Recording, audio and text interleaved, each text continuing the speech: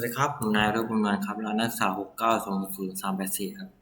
วันนี้มาในวิชา Engineering Drawing ในวิชา112162220ครับวันนี้มาทำคลิปที่9ของ HW04 เลยนะครับอันดับแรกนะครับกดพาสครับแล้วก็มาเลือกที่สเก็ตครับเลือกrectangle ครับเลือกฟอนต์เพน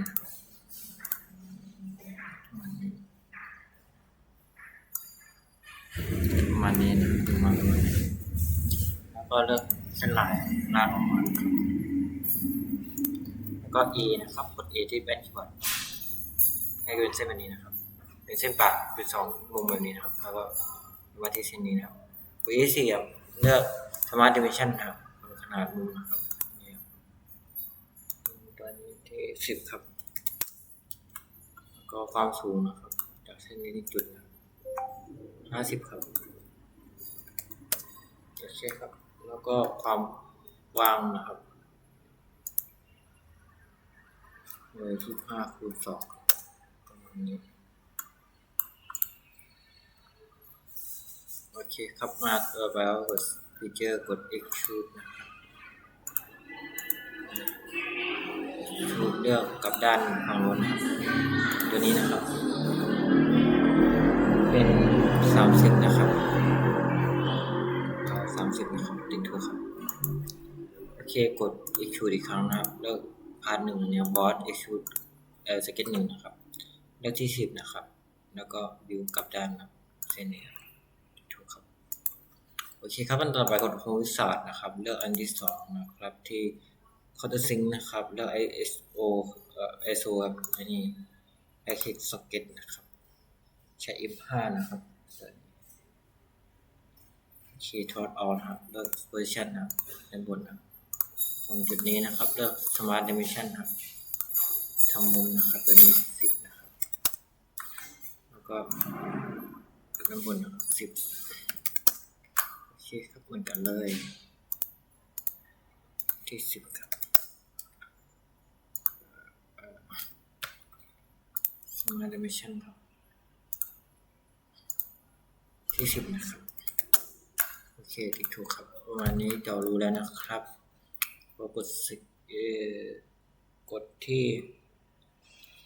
เพนนะครับนี่เลือกมุมตัวนี้นะครับกด ISO ก่อนโอเคประมาณนี้ชิ้นที่2Second Reference นะครับเลือกที่หน้านี้นะครับโอเคแล้วก็องศาประมาณ15ครับ15องศานี่มันจะได้เอียงๆวันนี้นะครับติ๊กถูกครับกดที่เพนนะครับเลือกที่สเก็ตครับประมาณนี้กดลายนะครับลากขึ้นมาเลยนะครับกด A นะครับโค้งประมาณนี้ลากโอเคแบบนี้นะครับในแบบนี้นะครับกด Smart Dimension นะครับกำหนดขนาดมุมนะครับเส้นนี้ไม่ใช่มุมนะครับ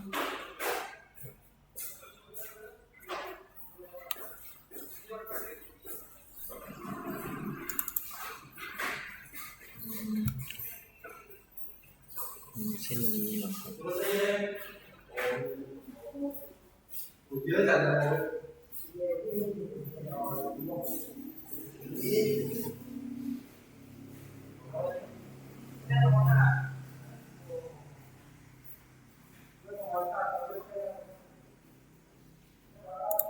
ผมขอดูมุมก่อนนะครับ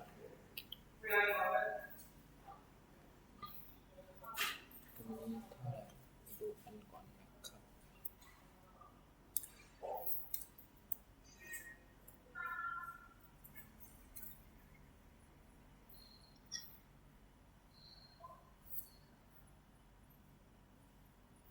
นี่20นะครับแล้วก็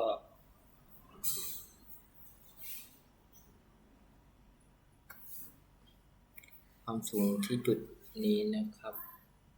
ถึงตัวนี้นะครับที่32 บวก 15นะครับ ก็กด ESC ออกก่อนนะครับลากจุดนี้ออกมาด้านนอกก่อนนะครับ แล้วก็กดจุดนี้กับหาจุดตรงนี้นะครับ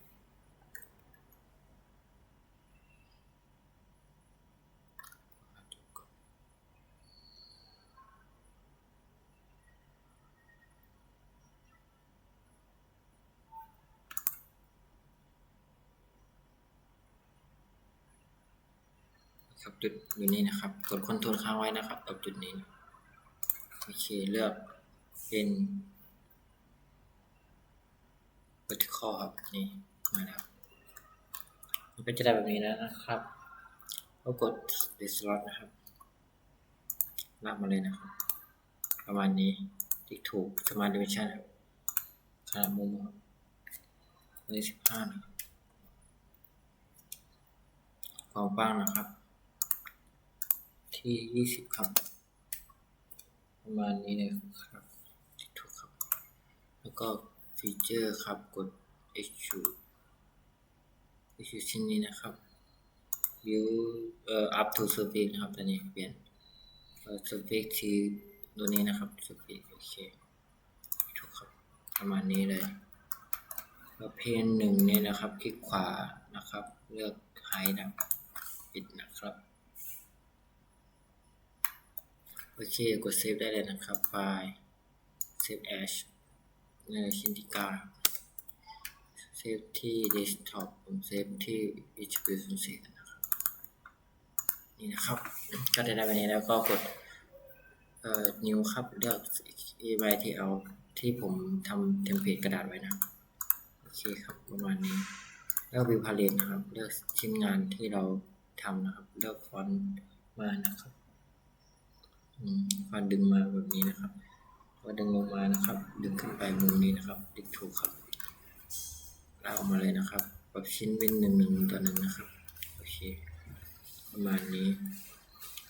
ติ๊กถูกครับกดที่ตัวนี้นะครับคลิกขวานะครับและ Generate Remove ครับ Generate Remove ครับเหมือนกันหมดเลยนะครับโอเคมันได้ชิ้นนี้นะครับได้เป็น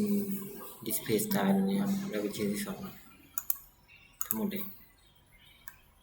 นี่ครับจะได้ประมาณนี้แล้วนะครับต่อไปก็กด Drawing นะครับเลือก Accessory View นะครับนี่มุมนี้นะดึงออกมาฝั่งนี้นะครับติ๊กถูกครับดึงกลับนะครับไปฝั่งนะครับกด A ตัวนี้ไม่อยู่ตรงกลางแล้วก็ Accessory View ตัวนี้ที่เมื่อกี้ที่วิวออกมาครับกดตรงกลางนะครับที่ Display Style โอเคนี้นะครับได้เลยนะครับเลือกสเก็ตครับเลือกที่ลายทางลายตัวนี้นะครับ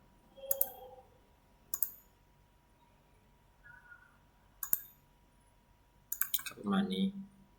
กดที่ drawing นะครับเลือก crop view นะครับประมาณนี้เขียนลงไปสเก็ตนะครับเลือกโซโฟนประมาณนี้แล้วก็ติ๊กถูกครับเลือก drawing ครับเลือก broken out section นะเลือกเส้นนี้คอนโทรลไว้นะเส้นนี้แล้วก็เลือก material ปรับเป็นสีนะครับวันเรนชั่นนิดนึงนะครับแล้วก็เนเรชั่นนะเซนเตอร์มา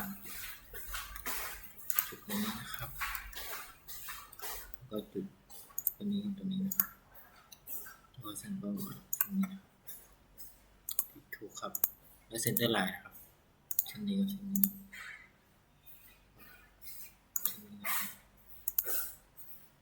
ครับนี่นะครับโอเคในวันนี้แล้วที่ถูกนะครับดึงออกมานะครับ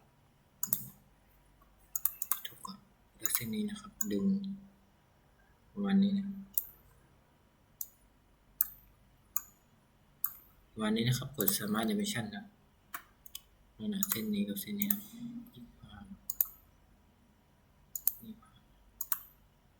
10นะครับ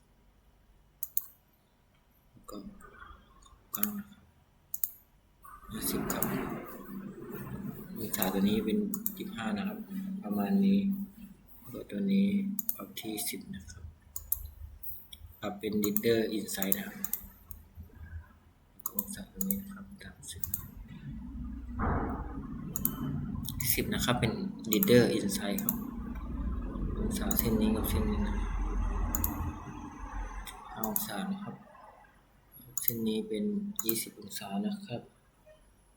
ความกว้างของเส้นนี้นะครับ15นะครับเลือก Reader เลือก Insight นะครับความกว้างของตัวนี้นะครับ32ความกว้างของตัวนี้นะครับ20ก็ความกว้างของเส้นนี้ถึงเส้นนี้นะครับ40โอเคครับได้ประมาณนี้นะครับกดติ๊กถูกครับดึงวิว A ขึ้นไปนะครับด้านบนแล้วก็สมาร์ทดิเมนชั่นครับมาหาบนวันนี้นะก็